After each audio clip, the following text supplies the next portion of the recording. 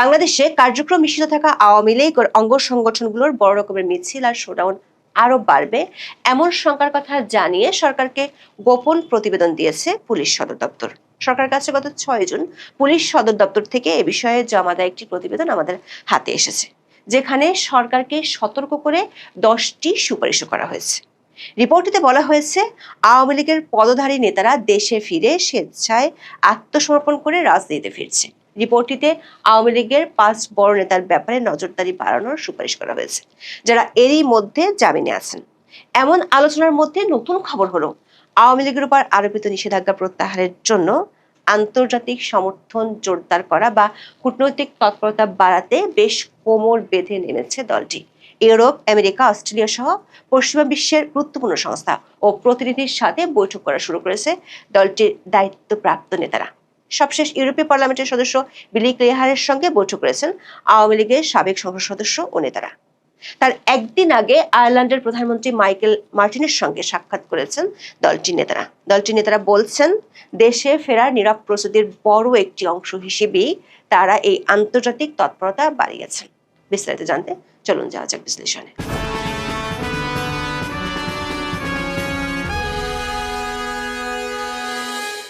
গত 19 মে ভারতের 3টি সংবাদ মাধ্যমে বাংলাদেশের সাবেক প্রধানমন্ত্রী ও আওয়ামী লীগের সভানেত্রী শেখ হাসিনার ইমেল সাক্ষাৎকার ছাপা হয়েছিল।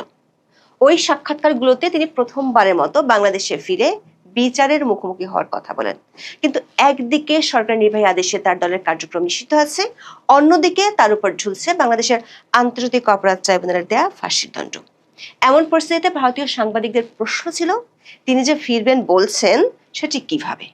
আনন্দবাজার পত্রিকাকে শেখ হাসিনা বলেছিলেন, তিনি এবং তার দল আওয়ামী লীগ আরো সংগঠিত হয়ে শক্তিশালী হয়ে যে ফিরবে তার জন্য নীরবে প্রস্তুতি চলছে। সাংবাদিকদের পাল্টা প্রশ্ন ছিল, এই নীরব প্রস্তুতিটা ধরনটা কি রকমের? সেটার ইঙ্গিত পাওয়া যায় ওই 3টি ইমেল সাক্ষাৎকারে। মিলেনিয়াম পোস্টকে দেওয়া সাক্ষাৎকারে বলেছেন তিনি মাথা উঁচু করে ফিরবেন। দ্য হিন্দুস্তান টাইমসকে দেওয়া সাক্ষাৎকারে বলেছেন তার অনুপস্থিতির অর্থ তার নীরবতা নয়, কারণ তিনি কূটনৈতিক ও আন্তর্জাতিক পর্যায়ে মাথা উঁচু করে ফেরার জন্য কাজ করছেন। আওয়ামী লীগের একাধিক সূত্র বলছে, ইতিমধ্যে বড় রকমের কূটনৈতিক তৎপরতা শুরু হয়ে গেছে। দলের কয়েকজন সিনিয়র নেতাকে এর জন্য দায়িত্ব ভাগ করে দেওয়া হয়েছে। এই দায়িত্বপ্রাপ্তদের একজন হলেন আওয়ামী লীগের সাবেক সংসদ সদস্য হাবিবে মিল্লাত। জনাব মিল্লাত 7 জুন আয়ারল্যান্ডের প্রধানমন্ত্রী মাইকেল মার্টিনের সঙ্গে সাক্ষাৎ করে বাংলাদেশের রাজনৈতিক পরিস্থিতি নিয়ে অনুযোগ ও উদ্বেগের কথা জানিয়েছেন। সূত্রগুলো বলছে, ওই বৈঠকে আওয়ামী লীগের পক্ষ থেকে জানানো হয়েছে বাংলাদেশে গণতান্ত্রিক পরিবেশ সংকুচিত হয়েছে এবং আওয়ামী লীগের নেতা কর্মীদের বিরুদ্ধে রাজনৈতিক উদ্দেশ্যপ্রণোদিত মামলা দেওয়া হচ্ছে। রোববার আয়ারল্যান্ডের কর্ক সিটি কাউন্সিলে এই বৈঠক অনুষ্ঠিত হয়। টাইমস অব বাংলাদেশের খবরে বলা হয়েছে, বৈঠকে বাংলাদেশের বর্তমান রাজনৈতিক, গণতান্ত্রিক ও আইন শৃঙ্খলা পরিস্থিতির বিভিন্ন দিক তুলে ধরেন হাবিবে মিল্লাত। তিনি আওয়ামী লীগের নেতা কর্মীদের বিরুদ্ধে দায়ের করা মামলাগুলো প্রত্যাহারে আন্তর্জাতিক সহযোগিতা কামনা করেন এবং দলটির উপর আরোপিত নিষেধাজ্ঞা প্রত্যাহারের বিষয়ে সমর্থন চান।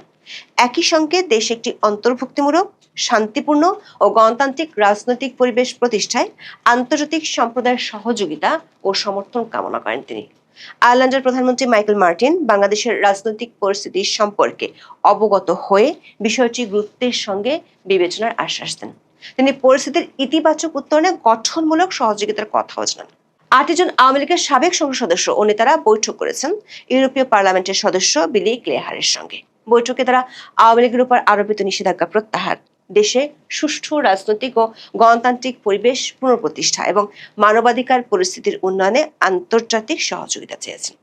সোমবার আয়ারল্যান্ডের কর্কে অবস্থিত ক্লেটন হোটেল সিলভার স্প্রিংসের লবিতে এই বৈঠক অনুষ্ঠিত হয়। বৈঠকে আওয়ামী লীগের উপর আরোপিত নিষেধাজ্ঞা প্রত্যাহার এবং রাজনৈতিক উদ্দেশ্য প্রণীত মামলায় গ্রেপ্তার হওয়া দলটির মন্ত্রী, সংসদ সদস্য ও নেতাকর্মীদের জামিনের বিষয়ে ইউরোপীয় পার্লামেন্টের সহযোগিতা কামনা করা হয়। আওয়ামী লীগের সূত্রগুলো বলছে, হাবিবে মিল্লাত ইউরোপীয় পার্লামেন্টের সদস্য সিনথিয়া নিমুর্খ, আয়ারল্যান্ডের সংসদ সদস্য শেন মনিহান এবং Cork County councillor Lord Mayor Fergal Dennehy সঙ্গেও আলাদা বৈঠক করেছেন। বৈঠকগুলোতে বাংলাদেশের বর্তমান রাজনৈতিক পরিস্থিতি, গণতান্ত্রিক চর্চা, রাজনৈতিক অধিকার এবং বিরোধী মতের উপর চাপের বিভিন্ন বিষয় তুলে ধরা হয়। সংশ্লিষ্ট ব্যক্তিরা বিষয়গুলো গুরুত্বের সঙ্গে বিবেচনা এবং প্রয়োজনীয় সহযোগিতার আশ্বাস দিয়েছেন বলে টাইমস অব বাংলাদেশের খবরে বলা হয়েছে।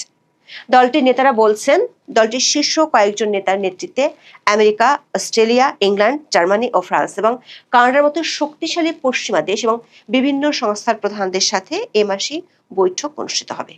এদিকে বাংলাদেশের গণমাধ্যম সহ রাজনৈতিক অঙ্গনে আওয়ামী লীগ ও শেখ হাসিনা ফেরা নিয়ে আলোচনা বেশ জোরদার হচ্ছে। বিশেষ করে প্রথমে চট্টগ্রাম, পরে নোয়াখালী ও কুমিল্লাতে কার্যক্রম নিষিদ্ধ থাকা আওয়ামী লীগ ও এর অঙ্গ সংগঠনগুলোর বড় মিছিল ও শোডাউন ব্যাপক হারে বাড়ার পর এই আলোচনা চলছে সবখানে। পুলিশ সদর দপ্তরের পক্ষ থেকে 6 জুন সরকারের শীর্ষ মহলে এ নিয়ে একটি প্রতিবেদন পাঠানো হয়েছে। প্রতিবেদনটি আমাদের হাতে এসেছে। প্রতিবেদনটিতে বলা হয়েছে, আগামী 11 জুন শেখ হাসিনার কারামুক্তি দিবস। দিবসটিকে কেন্দ্র করে তারা বড় ধরনের শোডাউন করতে পারে। প্রতিবেদনটিতে পুলিশ 4টি পর্যবেক্ষণ দিয়েছে। তার মধ্যে একটি হলো, সাম্প্রতিক সময়ে আওয়ামী লীগের প্রয়াত নেতা ইঞ্জিনিয়ার মোশাররফ হোসেন, তোফায়েল আহমেদ এবং একেএম রহমাতুল্লাহ জানা যায় যে জনসমাগম হয়েছে তাতে বোঝা যাচ্ছে দলটি বিপুল জনসমর্থন ফিরে পাচ্ছে এবং তারা সাংগঠনিকভাবে উজ্জীবিত হচ্ছে। আর এই উজ্জীবিত করার জন্য সবচেয়ে বেশি ভূমিকা রাখছেন দলটির সভানেত্রী নিজেই। সবশেষ পর্যবেক্ষণটি হলো, দলটির নেতারা দেশে ফিরে রাজনীতিতে সক্রিয় হচ্ছেন ব্যাপকভাবে। পুলিশের রিপোর্টে বলা হয়েছে, চলতি বছরের 1 জানুয়ারি থেকে 15 মে পর্যন্ত আওয়ামী লীগের পদস্থ 129 জন নেতা দেশে ফিরে স্বেচ্ছায় আত্মসমর্পণ করেছেন। তাদের অনেকের জামিন পেয়ে রাজনীতিতে সক্রিয় হয়েছেন। পুলিশ রিপোর্টটিতে একটি ম্যাপ দিয়ে 16টি স্থান নির্দেশ করে সরকারকে বলেছে, এসব স্থানে সামনের কয়েকটি দিনে আওয়ামী লীগের তৎপরতা ব্যাপক হারে বাড়তে পারে।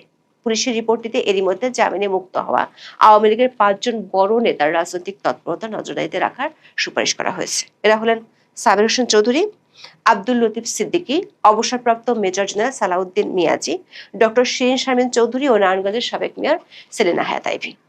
সরকার একটি সূত্র বলছে, দেশে যে আওয়ামী লীগের তৎপরতা সেটিকে পুলিশ বা রাজনৈতিকভাবে হ্যান্ডেল করা সরকারের জন্য অনেক সহজ, কিন্তু আন্তর্জাতিক মহলে এমনিতেই বিগত নির্বাচনটি অন্তর্ভুক্তিমূলক না হওয়া নিয়ে অনেকের আপত্তি আছে। কমনওয়েলথ ও ইউরোপীয় ইউনিয়ন সহ আন্তর্জাতিক সংস্থাগুলোর বাংলাদেশের অন্তর্বর্তী সরকার আমল থেকেই আওয়ামী লীগের কার্যক্রম নিষিদ্ধের বিষয়টি নিয়ে কড়া আপত্তি ছিল। বিষয়টি নিয়ে তারা নির্বাচনের আগে বাংলাদেশের বর্তমান ক্ষমতাসীন বিএনপি সহ একাধিক পক্ষের সাথে তখন বৈঠক করেছিল। এখন আওয়ামী লীগের এই কূটনৈতিক তৎপরতা শুরু হওয়ায় বিষয়টি সরকার উপর মহলকে